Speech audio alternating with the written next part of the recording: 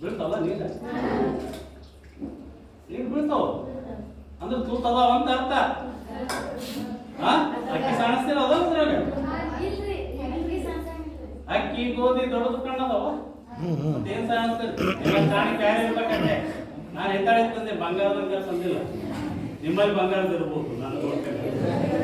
Okay, ಈಗ ಅದೇ ಪ್ರಯೋಗ ಮುಂದುವರಿಸ್ತೀನಿ. ಈ ತೂತಿದ್ದ ಸಾಣಿಗದ ಹೀಗೆ ಡಬ್ ಹಾಕ್ತೀನಿ, ಬೋರ್ಲ್ ಮಾಡ್ತೀನಿ, ಏನಾಗತ್ತ ಪರೀಕ್ಷೆ ಮಾಡೋಣ. ಏನಾಗ್ಬೋದು, ಏನಾಗಬಹುದು, ತೂತದ ನೀರು ಬೀಳಬಹುದು ಬಹುದು ಅಂತ ಹೇಳಿದೆ. ಗ್ಯಾರಂಟಿ ಅಂಕರ್ ಏನು ಹೇಳಿಲ್ಲ. ಓಕೆ, ಹೀಗೆ ಬೋರ್ಲ್ ಹಾಕ್ತೀನಿ.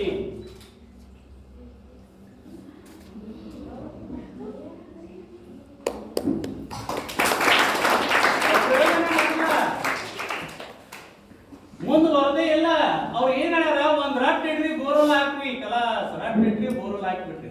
ಮುಂದ ಬೇರೆ ಬೇರೆ ಬೇರೆ ಬೇರೆ ಪ್ರಯೋಗ ಮಾಡ್ಕೋತ ಹೋದ್ರೆ ನೀರಿನ ಒತ್ತಡ ಎಲ್ಲ ಕಡೆ ಅದು ಇಲ್ಲೋ ಅನ್ನೋದು ನಿಮ್ಗೆ ಗೊತ್ತಾಗ್ತದೆ.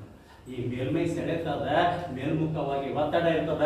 ಈ ಚಿಕ್ಕ ಚಿಕ್ಕ ರಂಧ್ರಗಳಲ್ಲಿ ಆ ಅಣುಗಳ ಸೆಳೆತ ಇರೋದ್ರಿಂದ ರಂಧ್ರದ ಮೂಲಕ ನೀರು ಬೀಳುತ್ತ.